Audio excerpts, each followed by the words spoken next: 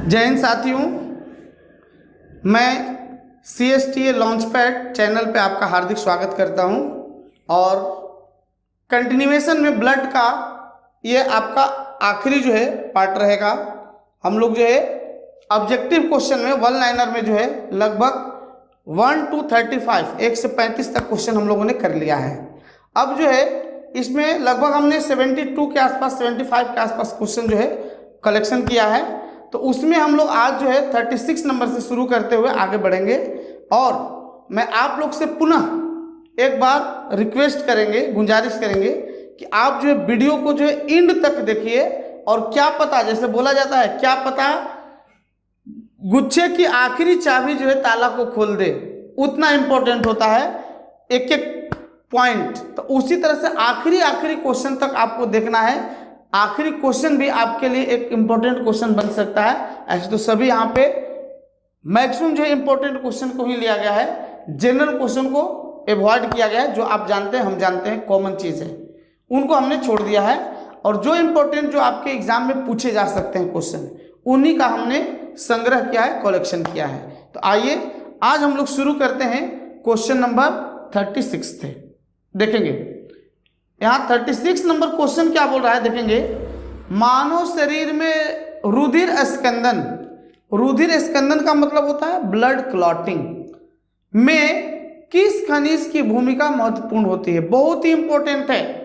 अब तक हमने ब्लड क्लॉटिंग के लिए 3 चीज बताया था आपको कि एक फाइब्रोनोजिन जो है प्रोटीन होता है, फिर क्या होता है भाई, प्लेटलेट्स होते हैं, फिर क्या होते हैं भाई, तो विटामिन के की भी भूमिका होती है। लेकिन यहाँ बढ़िया क्वेश्चन, आप खोजते रह जाओगे, जल्दी मिलने वाला नहीं है।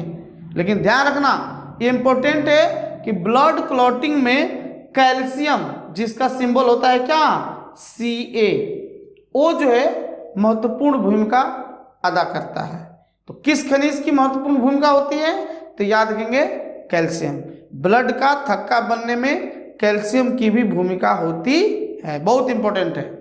नेक्स्ट क्वेश्चन देखिए, अगला क्वेश्चन है, ये देखेंगे 37 नंबर, एक मिनट, ये 37, चलिए 37 क्या बोल रहा है यहाँ पे, देखिए कहाँ गया भैया कर्सर, चलिए ठीक है 37 नंबर देखेंगे। 37 बोल रहा है, ये 37 का रहा है सामान्य व्यक्ति के रक्त का पीएच स्तर क्या होता है, पीएच लेवल कितना होता है। तो ध्यान रखेंगे, सबसे पहले पीएच वैल्यू के बारे में हमने बता दिया था। पीएच बोले तो पोटेंशियल ऑफ हाइड्रोजन, और पीएच से हम लोग क्या करते हैं, किसी भी सॉल्यूशन का हम लोग उसकी एसिडिटी या बेसिसिटी या न्यूट्रल है, इसके बारे में हम लोग पता करते हैं। तो ध्यान रखेंगे, हमारा ब्लड जो होता है, शुरू में ही बताए थे, बी से ब्लड और बी से बेसिक होता है। मतलब इसका जो है प्रकृति जो है वो क्षारीय होती है, बेसिक होती है। मीन्स इसका पीएच वैल्यू जब भी रहेगा 7 से ज़्यादा रहेगा। तो 7 से ज़्यादा बोले तो कितना होता है, तो एक रेंज है लगभग जो है 7.35 से लेकर 7.45 तक होता है। लेकिन आपके एग्जाम में ऑप्शन में अगर दे रहा है क्या भाई 7.4, तो वही रहेगा आपका आंसर कि ब्लड का पीएच वैल्यू कितना होता है, 7.4 होता है, या रेंज के रूप में दिया है तो लगभग 7.35 से लेकर 7.45। आइए अब आगे बढ़ते हैं कि एक स्वस्थ व्यक्ति है, मनुष्य है, उसके जो है प्रति 100 ml में रक्त में कितना ग्राम हीमोग्लोबिन पाया जाता है। अलर्ट रहिएगा, हमने समझाया था कि एक पुरुष वर्ग में लगभग जो है प्रति 100 ml में कितना होता है, 14 ग्राम, और महिला में होता है 13। इसको याद रखेंगे। और उसी का एवरेज ले लिया गया है कि एक मानव जाति में, सामान्य व्यक्ति में, स्वस्थ जो व्यक्ति है उसमें जो है ये 100 ml में कितना हीमोग्लोबिन पाया जाता है। तो याद रखेंगे 12 से 16 ग्राम, एवरेज याद रखेंगे 13 से 14 ऐसा। तो ये क्या है, हीमोग्लोबिन की मात्रा है 100 ml ब्लड में। नेक्स्ट देखेंगे 39 नंबर क्वेश्चन क्या कह रहा है, फाइब्रोनोजिन, बार बार आ रहा है ये, बहुत देखिए कितना इंपॉर्टेंट है, जो कि रुधिर के जो है स्कंदन में, ब्लड क्लॉटिंग में भाग लेता है। ये हमारे शरीर के किस पार्ट से बनता है या कहाँ ये प्रोड्यूस होता है, कहाँ से सेक्रेट होता है। तो फिर आ गया बात किसका, यकृत का, लिवर का। जैसे हिपेरिन के बताए थे कि हिपेरिन कहाँ बनता है, तो हमारे जो है लीवर में बनता है। उसी तरह से फाइब्रोनोजिन जो प्लाज्मा में पाया जाता है, ब्लड क्लॉटिंग में हेल्पफुल होता है, ये कहाँ पाया जाता है भाई, तो याद रखेंगे ये भी पाया जाता है कहाँ, हमारे यकृत में, लीवर में पाया जाता है। नेक्स्ट 40 नंबर क्वेश्चन देखेंगे ध्यान से। जब रक्त में ऑक्सीजन की सांद्रता कम हो जाएगी, माने ऑक्सीजन की मात्रा कम हो जाएगी, तो हमारे श्वास की गति पर क्या प्रभाव पड़ेगा। तो ध्यान रखिएगा कि जब हमारे ब्लड में ऑक्सीजन कम होगा तो सांस की गति क्या हो जाएगी, बढ़ जाएगी हमारी सांस की गति। जैसे जैसे पहाड़ी पर हम लोग ऊपर चढ़ते हैं, ऊंचाई पे जाते हैं, तो क्या होता है, धीरे धीरे ऑक्सीजन की मात्रा क्या होती है, कम होती जाती है। अब देखिएगा कि ऊपर चढ़ते चढ़ते आदमी का सांस फूलने लगता है, आदमी जो तेज सांस लेने लगता है। तो ध्यान रखिएगा, ऑक्सीजन की सांद्रता मीन्स ऑक्सीजन की मात्रा जो है हमारे ब्लड में अगर कम हो रही है तो क्या होगा भाई, सांस लेने की गति क्या हो जाएगी, बढ़ेगी, इंक्रीज हो जाएगा। नेक्स्ट देखेंगे 41 नंबर क्वेश्चन देखेंगे। तो ध्यान रखिएगा, बहुत ही बढ़िया क्वेश्चन, और जितना भी तारीफ करें, देखिए इसको हम टिक करने का कोशिश कर रहे हैं। 41 नंबर क्वेश्चन ये देखिए 41 कि एक स्वस्थ मनुष्य का रक्त दाब जो है पारे पर कितना होता है, मतलब कि ब्लड प्रेशर कितना होता है। तो याद रखिएगा, घटना बना रहे हैं कि एक थे हमारे एसडी सर, देखिएगा एस ऑब्लिक दे रहे हैं डी सर, एसडी सर, ठीक है, एसडी सर, ऐसा हम क्यों रखे हैं, देखिएगा एसडी सर थे, बुढ़ापे में भी उनका बीपी एकदम क्या रहता था, नॉर्मल रहता था। तो मीन्स ब्लड प्रेशर कितना होता है, तो S/D याद रखिएगा, और S/D बोले तो कितना, 120 बटा में कितना, 80। ऐसा हमने क्यों कहा, तो ध्यान रखेंगे, S से होता है सिस्टोलिक प्रेशर और D से होता है डायस्टोलिक प्रेशर। तो थोड़ा आप रीजनिंग पढ़े होंगे, रीजनिंग में हम लोग अल्फाबेट में पढ़ते हैं कि जैसे हमारा जो है क्या, D जो होता है तो पहले आता है 4 वैल्यू होता है, S जो होता है बाद में 19 होता है, मतलब S बड़ा है D छोटा है। तो ऐसे ही एग्जाम में पूछेगा कि हमारा ब्लड प्रेशर जो है, सामान्य ब्लड प्रेशर कितना होता है, तो 120, ज़्यादा वाला ऊपर रहेगा और कम वाला नीचे रहेगा, S/D ऐसा याद रखेगा। SD सर, और S से क्या हो गया, सिस्टोलिक प्रेशर जो कि 120 रहेगा, D से क्या हो गया, डायस्टोलिक प्रेशर जिसको हम लोग बोलते हैं क्या चीज़ मन, जिसका वैल्यू होता है 80 mm पारे के दाब के बराबर होता है। अब क्वेश्चन है भाई कि हम लोग जो है ब्लड प्रेशर को किससे मापते हैं। आइए देखिए, ये है ब्लड प्रेशर मापने वाला। डॉक्टर साहब क्या करते हैं, यहाँ पर पट्टा लगा देते हैं और ऐसे ऐसे जो इसको दबाते हैं, तो यहाँ से हमारा जो है ब्लड प्रेशर जो है मेजरमेंट होता है। उस जो यंत्र का नाम क्या है भाई, ये देखिए वो यंत्र है कौन सा, तो उसका नाम है स्फिग्मोमैनोमीटर। तो ध्यान रखेंगे, ब्लड प्रेशर मापने के लिए किस यंत्र का प्रयोग करते हैं, स्फिग्मोमैनोमीटर। लेकिन याद रखिएगा, रुकिएगा थोड़ा यहाँ पे, कि ब्लड प्रेशर मापते वक्त स्फिग्मोमैनोमीटर तो यूज किया जाता है, उसके साथ साथ एक और भी यंत्र यूज किया जाता है जो कि डॉक्टर क्या करते हैं, कान में लगाकर और बोलते हैं थोड़ा सांस लीजिए, खांसिए, ठीक है, उसको क्या बोलते हैं, तो ध्यान रखेंगे स्टेथोस्कोप बोलते हैं, और हिंदी में भोजपुरी में हम लोग बोलते हैं आला। डॉक्टर साहब आला लगा के चेक किए हैं, ये देखिए ये वाला है, ठीक है, स्टेथोस्कोप। ऐसे जनरली इसका जो है यूज किया जाता है किसके लिए, हार्ट बीट को मापने के लिए। तो ध्यान रखेंगे, ब्लड प्रेशर को मापने के लिए स्फिग्मोमैनोमीटर का यूज किया जाता है, और सामान्य ब्लड प्रेशर कितना होता है, 120/80। अब आए देखेंगे, अब क्वेश्चन है 42 नंबर, देखिए आपके सामने 42 ये कि दौड़ लगाते समय जब हम लोग दौड़ रहे हैं उस दौरान हमारा ब्लड प्रेशर क्या होता है। तो नॉर्मल आदमी माने कॉमन सेंस पे बता सकता है कि जब हम लोग दौड़ते हैं तो ब्लड प्रेशर क्या होता है, बढ़ जाता है, ठीक है। और यहाँ हम आगाह करेंगे आपको, खुदा न खास्ते आपको या आपके परिवार में किसी को बीपी चेक कराने जाना है, जैसे ही डॉक्टर के पास गए तो आपको क्या करना है कि डॉक्टर के पास जाने के बाद तुरंत ही नंबर है, तुरंत ही जाकर जो ब्लड प्रेशर मपवाना नहीं है। आप जाइए, कम से कम 10-15 मिनट वहाँ पे स्थिर हो जाइए, नॉर्मल में हो जाइए, इसके बाद ब्लड प्रेशर को मपवाइए, नहीं तो जल्दी जल्दी में जाएंगे तो जरूरी है कि थोड़ा सा आपका ब्लड प्रेशर क्या रहेगा, बढ़ा हुआ रहेगा। तो ध्यान रखेंगे कि दौड़ते वक्त जो है ब्लड प्रेशर क्या होता है, बढ़ जाता है। अब क्वेश्चन है, ऊंचाई पे अगर हम चढ़ रहे हैं, हाइट पे जा रहे हैं, तो उस समय ब्लड प्रेशर क्या होता है, तो उस समय भी ब्लड प्रेशर क्या होता है, बढ़ता है।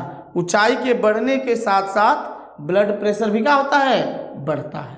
लेकिन अब हम सोए हैं, एकदम स्वीट स्वीट सपने देख रहे हैं, उस दौरान हमारे ब्लड प्रेशर पर क्या प्रभाव पड़ेगा। तो ध्यान रखेंगे, सोते वक्त जो है ब्लड प्रेशर जो है क्या होता है, घट जाता है, मीन्स थोड़ा उसका रेट क्या होता है, नॉर्मल हो जाता है, ऐसा रहता है। तो याद रखेंगे कि जब कोई व्यक्ति, क्वेश्चन नंबर 43, ये देखिए, जब कोई व्यक्ति सो रहा होता है तो उसका रक्तचाप जो है, ब्लड प्रेशर जो है उस पर क्या प्रभाव पड़ता है, तो थोड़ा जो है ब्लड प्रेशर क्या हो जाएगा, नॉर्मल घट जाएगा। अब आइए क्वेश्चन नंबर 44 देखेंगे, आरबीसी की संख्या किस यंत्र से मापा जाता है, या हीमोग्लोबिन की संख्या किससे मापेंगे। तो ध्यान रखेंगे कि हमारे बॉडी में जो है हीमोग्लोबिन की मात्रा अगर सही रहेगी तो हम एकदम चुस्त दुरुस्त रहेंगे, एकदम एक्टिव रहेंगे, ठीक है। तो ध्यान रखेंगे कि आरबीसी में जो है, ठीक है, ये ब्लड में जो है आरबीसी की मात्रा ज्ञात करने के लिए जिस यंत्र का यूज करते हैं, देखिए अंडरलाइन कर रहे हैं इसको, हीमोसाइटोमीटर उसको बोलते हैं। क्या बोलते हैं, हीमोसाइटोमीटर। ध्यान रखिएगा, बीपी मापना है, किसका यूज कर रहे थे, स्फिग्मोमैनोमीटर। हार्टबीट मापना है, यूज कर रहे थे स्टेथोस्कोप। अब यहाँ पे क्या है कि आरबीसी की संख्या काउंट करना है, हीमोग्लोबिन की संख्या ज्ञात करना है, तो उसमें हम लोग यूज करते हैं किस यंत्र का, हीमोसाइटोमीटर। नेक्स्ट क्वेश्चन देखेंगे, बहुत ही बढ़िया क्वेश्चन है।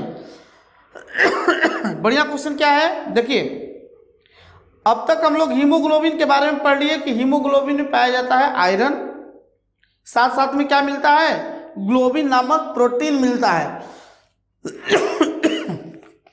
एक मिनट,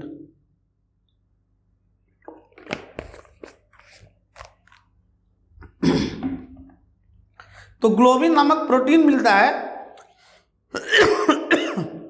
और हमने बताया था कि हीमोग्लोबिन में जो आयरन मिलता है उसका एक पार्टिकुलर नाम है हीमैटिन। तो उसी तरह से अब यहां पे याद रखिएगा कि उसी हीमैटिन का दूसरा नाम भी है। देखिए बहुत बढ़िया है, पूछ सकता है आपको कि हमारे ब्लड में जो हीमोग्लोबिन पाया जाता है उसके अंदर जो है क्या होता है, लौह यौगिक होता है, आयरन कंपाउंड होता है, उसका नाम क्या है। तो एक तो हीमैटिन हमने बता दिया, और दूसरा यहाँ पे देखेंगे क्या चीज, पोरफायरिन। क्या रखेंगे, पोरफायरिन भी बोलते हैं इसको, किसको, हीमोग्लोबिन के अंदर जो आयरन पाया जाता है। नेक्स्ट देखेंगे, अब आइए क्वेश्चन नंबर 46, बहुत ही बढ़िया क्वेश्चन, और लगभग इसके बारे में भी पहले हम लोगों ने क्या चर्चा जो है कर लिया है। आइए एक मिनट, चलिए ये देखेंगे क्वेश्चन नंबर, कहाँ गया भैया, हाँ 46। क्वेश्चन नंबर 46 देखिएगा कि मानव शरीर में रक्त का पीएच फैक्टर कौन सा अंग नियंत्रित करता है। आइए पीएच फैक्टर के बारे में हमने देख लिया था, यहां देखिएगा, ये देखिए, ध्यान रखिएगा कि हमने देख लिया था कि ह्यूमन ब्लड जो है वो क्या है, बेसिक होता है, बी से ब्लड, बी से बेसिक होता है, क्षारीय होता है, जिसका पीएच वैल्यू एवरेज में कितना होता है, 7.4 होता है।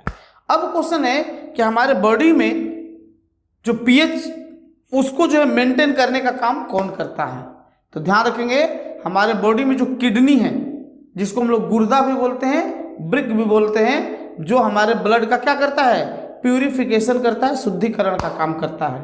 तो गुर्दा द्वारा जो है हमारे बॉडी में जो है ब्लड का पीएच लेवल को क्या किया जाता है, मेंटेन किया जाता है। बहुत ही बढ़िया इंपॉर्टेंट क्वेश्चन है कि हमारे जो है शरीर में जो है ब्लड का पीएच वैल्यू जो है उसको जो है मेंटेन करने का काम कौन करता है। तो याद रखेंगे किडनी, गुर्दा। नेक्स्ट क्वेश्चन 47 नंबर देखिएगा, एक सामान्य व्यक्ति के 100 ml ब्लड में कोलेस्ट्रॉल कितना रहता है। कोलेस्ट्रॉल के बारे में बताए थे एक चिपचिपा पदार्थ होता है हमारे ब्लड के अंदर। और कभी कभी क्या होता है कि हमारे वेंस जो है, आर्टरीज में जो है उसका लेयर बन जाता है, और वो क्या करता है, वेंस या आर्टरीज जो है उसके जो है छेद को क्या करता है, भरने का काम करता है। मतलब क्या, उसमें जमा होते जाता है, जमा होते होते ये नली जो है छोटा पड़ने लगा, ब्लड प्रेशर बढ़ने लगा। यही जो है कोलेस्ट्रॉल की मात्रा जब ज़्यादा हो जाती है बॉडी में, तो कभी कभी ऐसा भी होता है कि जो हमारा हार्ट जो है, हृदय जो है, उसके चेम्बर को ये ब्लॉकेज कर देता है। और ब्लॉकेज कर देता है तो उस दौरान आदमी को क्या, हार्ट अटैक आ जाता है और आदमी खत्म भी हो सकता है। तो ध्यान रखेंगे कि एक नॉर्मल जो है रेंज जो है इसका ब्लड के अंदर जो है कोलेस्ट्रॉल का, जिसको हम लोग बताए थे, कोलेस्ट्रॉल को हिंदी में क्या बोलते हैं, पीत सांद्रव बोलते हैं। और एक कोलेस्ट्रॉल जो होता है, ठीक है, इसका रेंज देखिए होना चाहिए कितना, लगभग 100 ml में 50 से 100 mg होना चाहिए, ज़्यादा नहीं होना चाहिए। तो ध्यान रखेंगे, या एवरेज बोल सकते हैं, ठीक है, 150 से 200 mg जो है रहना चाहिए, इससे ज़्यादा नहीं होना चाहिए। अब आइए देखेंगे क्वेश्चन नंबर 48। रक्त का जो प्लाज्मा होता है, ठीक है, प्लाज्मा, उसका जो है कलर कैसा होता है।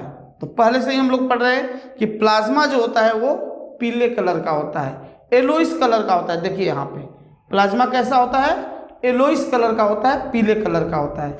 अब यहाँ पे क्वेश्चन आ गया कि प्लाज्मा का रंग पीला होने का कारण क्या है, उसमें कौन सा ऐसा चीज पाया जाता है जिसके कारण प्लाज्मा का रंग क्या है, पीला होता है। तो ध्यान रखिए, आपको कम समय में, कम जो है लिखावट में ज़्यादा से ज़्यादा चीज़ देने का हमने कोशिश किया है। यहीं पे ब्रैकेट में हमने लिख दिया है कि बिलिरुबिन नामक जो है एक पदार्थ पाया जाता है, बिलिरुबिन, फिर से याद रखिए क्या बोल रहे हैं, बिलिरुबिन नामक एक पदार्थ पाया जाता है जिसके कारण प्लाज्मा का रंग कैसा होता है, पीला होता है। इसके बारे में पहले हमने बताया है कि प्लाज्मा में से जब फाइब्रोनोजिन को बाहर कर देंगे तो उसको हम लोग बोलते हैं क्या, सीरम।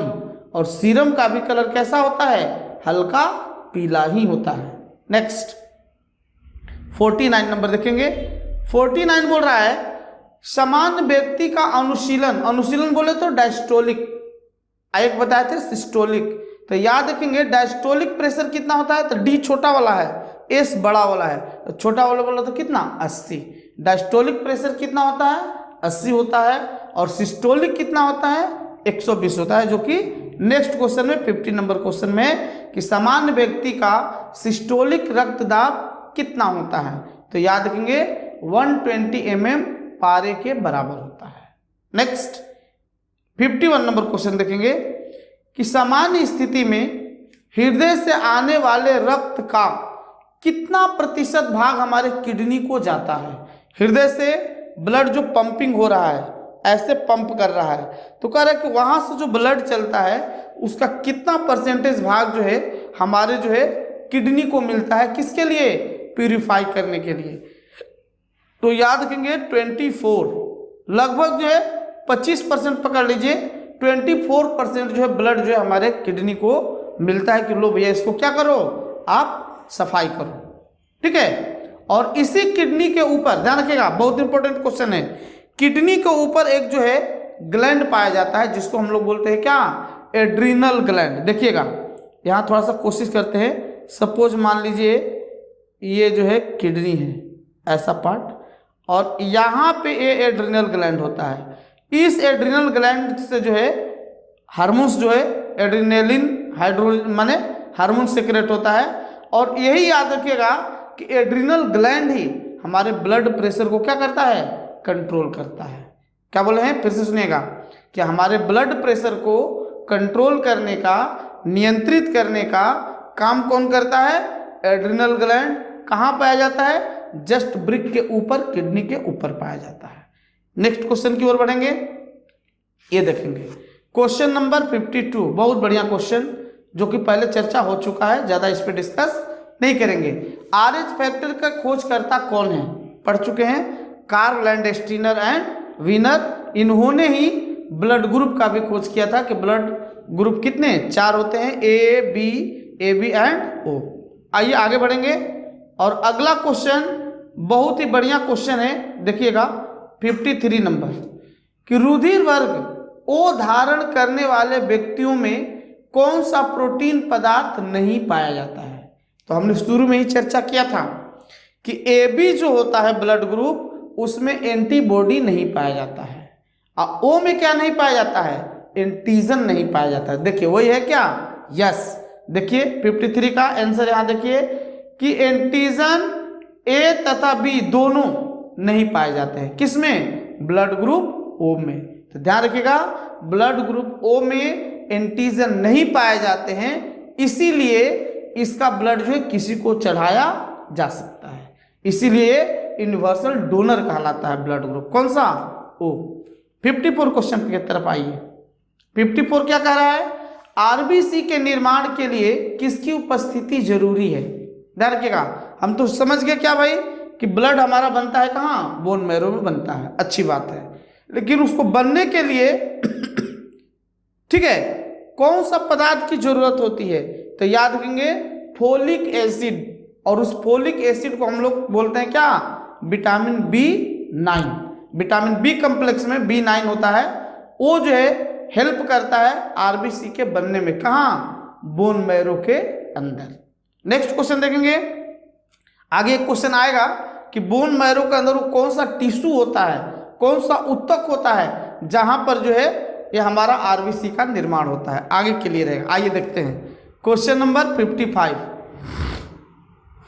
55 क्या कह रहा भाई, मनुष्य में हृदय सामान्यतः 72 बार प्रति मिनट जो है धड़कता है। एक तो यही क्वेश्चन हो गया कि सामान्य मनुष्य का जो है हार्ट बीट जो है 1 मिनट में कितने बार होता है, 72 बार होता है नॉर्मली, ध्यान रखिएगा। तो कह रहा है कि जिसमें लगभग कितने लीटर पंपिंग होती है ब्लड की, ध्यान रखिएगा। क्वेश्चन कह रहा है कि 1 मिनट में हमारा जो है हार्ट जो है 72 बार जो है धड़कता है, पंपिंग मान लीजिए हार्ट बीट होता है कितना, 72 बार होता है। तो कह रहा है 72 बार हार्ट बीट होने के दौरान कितने लीटर ब्लड का जो है पंपिंग कर देता है हमारा हृदय। तो याद रखेंगे लगभग 5 लीटर, मीन्स 1 मिनट में प्रति मिनट जो है 5 लीटर ब्लड का क्या होता है, पंपिंग होता है, कहाँ, हार्ट में। ध्यान रखिएगा कितना फास्ट काम होता है। और क्या बताए थे, ब्लड का सर्कुलेशन पूरे बॉडी में होने में लगभग जो है 23 सेकंड लगता है। नेक्स्ट अगले क्वेश्चन की तरफ बढ़ रहे हैं, क्वेश्चन नंबर 56 देखेंगे। अब कह रहा है कि रक्त का कौन सा अवयव है, कौन सा उसका भाग है जो शरीर की मांसपेशियों में ऑक्सीजन को एकत्रित करने का काम करता है। ध्यान रखिएगा क्वेश्चन को समझना है कि हमारे ब्लड का कौन सा ऐसा पार्ट है जो बॉडी में ऑक्सीजन को जो है कलेक्ट करने का, एकत्रित करने का, संग्रहित करने का काम करता है। तो उसका नाम क्या है, मायोसिन। यहाँ देखिए मायोग्लोबिन याद रखिएगा। मायोग्लोबिन क्या है, तो हमारे बॉडी के अंदर एक ऐसा जो है, ब्लड के अंदर जो है एक ऐसा पदार्थ है जो ऑक्सीजन को क्या करता है, मीन्स स्टोर करता है, उसको जो है क्या, इकट्ठा करने का काम करता है, कलेक्शन, एकत्रित करने का काम करता है। नेक्स्ट ये देखेंगे, बढ़िया क्वेश्चन आपके लिए, बहुत अच्छे अच्छे क्वेश्चन का संग्रह करके लाए हैं। अब देखेंगे क्वेश्चन नंबर जो है 57, कहाँ गए भाई, ये देखेंगे या 57।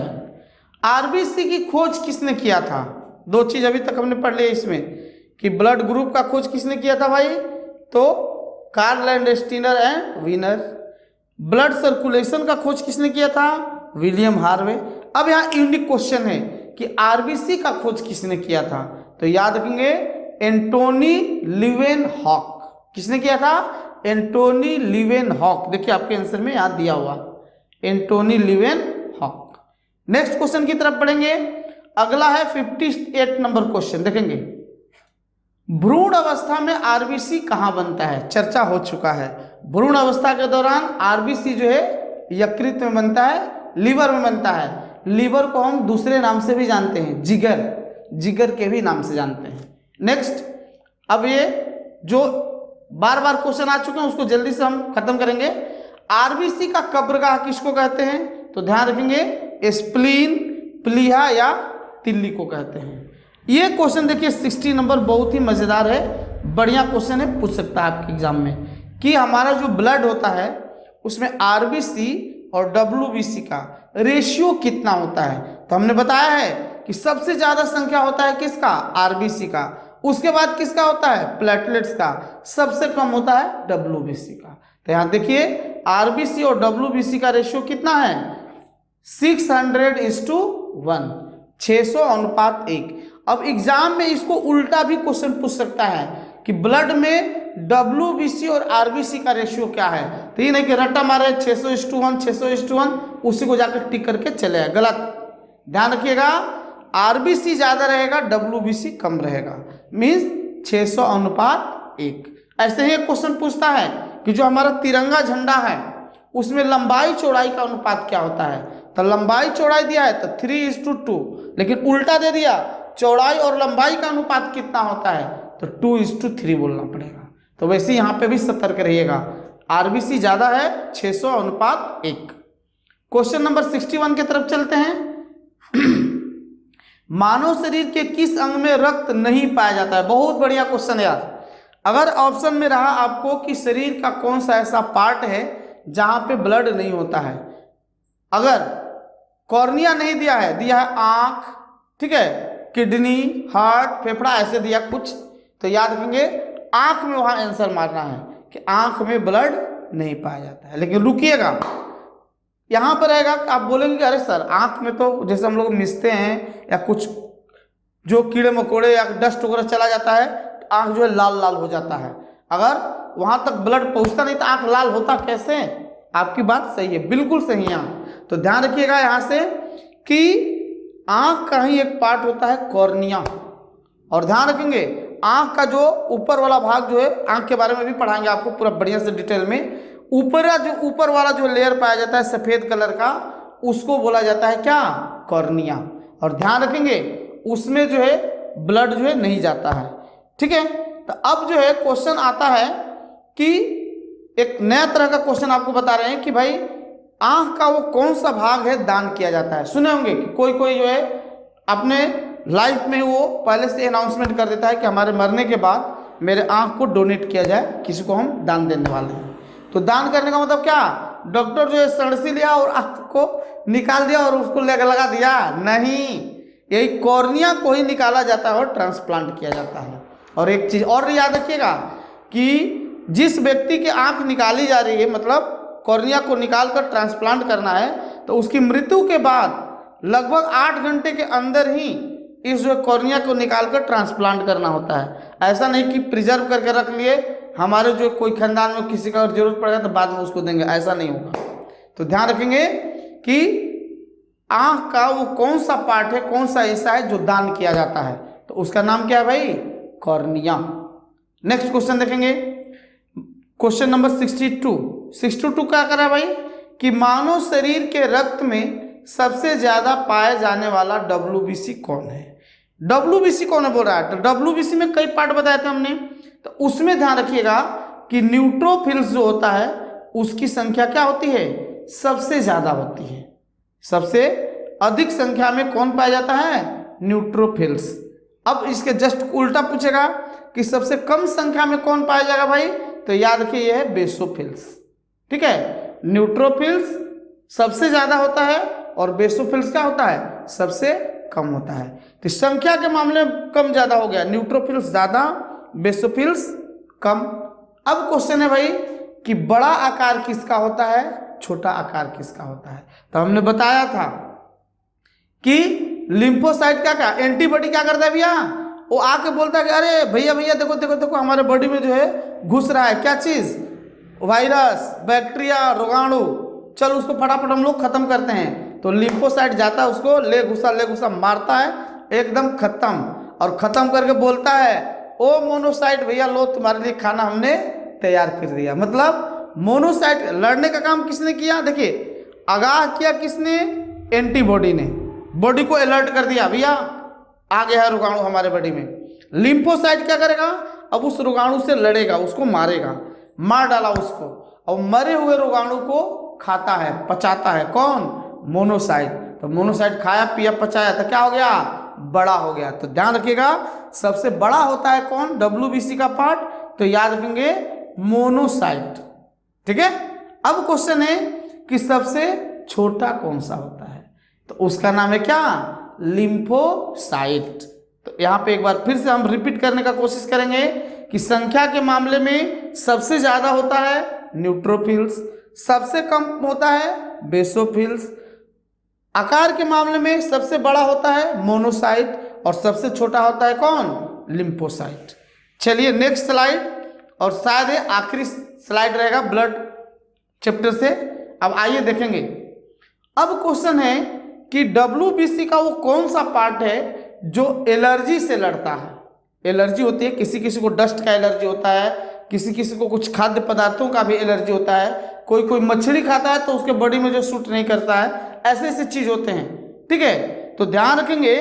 यहां देखिएगा क्वेश्चन नंबर 66 कि एलर्जी से लड़ने में कौन मदद करता है, तो याद रखेंगे एलर्जी से लड़ने में बेसोफिल्स मदद करता है। कौन करता है, बेसोफिल्स। नेक्स्ट क्वेश्चन है, अब भाई जीवाणु, जीवाणु बोले तो क्या, बैक्टीरिया। बैक्टीरिया से कौन लड़ता है, WBC का कौन सा पार्ट है जो बैक्टीरिया से लड़ता है, तो वही है कौन, जो संख्या में सबसे ज्यादा है, कौन, न्यूट्रोफिल्स। तो न्यूट्रोफिल्स क्या करता है, जीवाणु से लड़ने का काम करता है। अब भाई एलर्जी से लड़ लिए, बैक्टीरिया से लड़ लिए, तो अभी दो बच रहे हैं, प्रोटोजोआ और वायरस। और प्रोटोजोआ और वायरस से लड़ने का काम कौन करता है, तो ध्यान रखिएगा उसका नाम है एसिनोफिल्स। फिर से सुनिएगा, प्रोटोजोआ और वायरस से लड़ने का काम किया कौन करता है भाई, एसिनोफिल्स। ठीक है, और यहां तक जो है मजेदार ढंग से आप समझते आ रहे हैं। अब आगे बढ़ते हैं क्वेश्चन नंबर 69, और इस टॉपिक के आखिरी पड़ाव की तरफ बढ़ रहे हैं हम लोग। देखेंगे मानव रक्त में WBC की कमी को क्या कहा जाता है। आइए, हमने बताया था कि हमारे बॉडी में जो है जब WBC की संख्या बढ़ जाती है तो उसको हम लोग ल्यूकेमिया कहते हैं, दूसरे वर्ड में उसको हम लोग ब्लड कैंसर कहते हैं। तो ध्यान रखेंगे कि WBC का बढ़ना और WBC का घटना दोनों रीजन जो है कैंसर का होता है। और याद रखेंगे बढ़ने वाली घटना को हम लोग बोलते हैं क्या चीज, ल्यूकेमिया। WBC की संख्या बढ़ रही है, ज्यादा हो गई, सेल में ज्यादा जो है ग्रोथ हो गया, तो वो हो गया ल्यूकेमिया। लेकिन WBC की संख्या में कमी हो रही है, कमी हो गई एक रेंज से, तो उसको हम लोग बोलते हैं क्या, ल्यूकोपीनिया। बढ़िया क्वेश्चन है, इसको भैया स्टार मार के रख लेना, नोट करके रख लेना कि ल्यूकोपीनिया क्या होता है, तो याद रखेंगे WBC की कमी। नेक्स्ट है क्वेश्चन नंबर 70, ये देखेंगे प्लेटलेट्स का वैज्ञानिक नाम क्या है। पहले हम लोग चर्चा कर चुके हैं, थ्रोम्बोसाइट्स।